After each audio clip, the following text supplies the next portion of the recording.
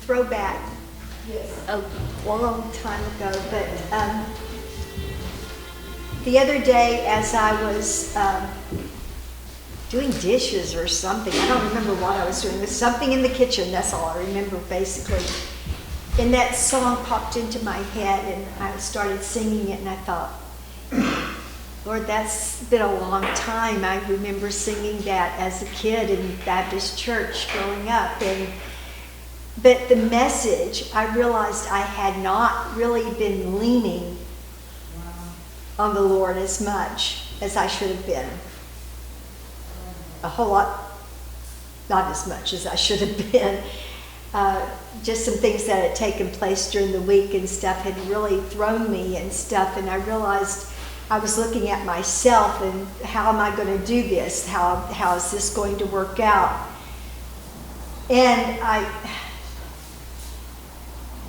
told someone, you know, that's really great. Here it's the pastor's wife and she's freaking out about something, you know.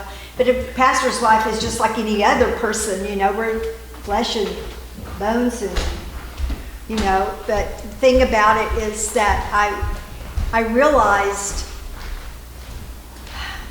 Darlene was totally incapable of doing what it looked like I'm going to have to do, and I was just like overwhelmed.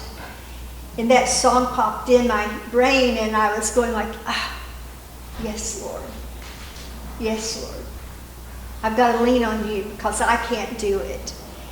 And so those of you who've never heard that song, that's an old hymn, but it's a blessed hymn. It's a one that came from the Spirit of God to help. And I'm very blessed about all the contemporary Christian music that we have because that's what I listen to all the time. But there are times the Lord brings up some of these older hymns, and this one was the one just to sort of, I would say slap me in my face, but God's a little bit more gentle than that most of the time. You know, He doesn't do like us and just like, what are you doing? You know, shaking you, you know, and going like, what are you doing? What are you thinking? But the thing about it is that I needed, it's like a wake-up call, Darlene, listen, you've got to lean on me, you've got to trust me, you've got to realize that you can't do this on your own, you've got to have me.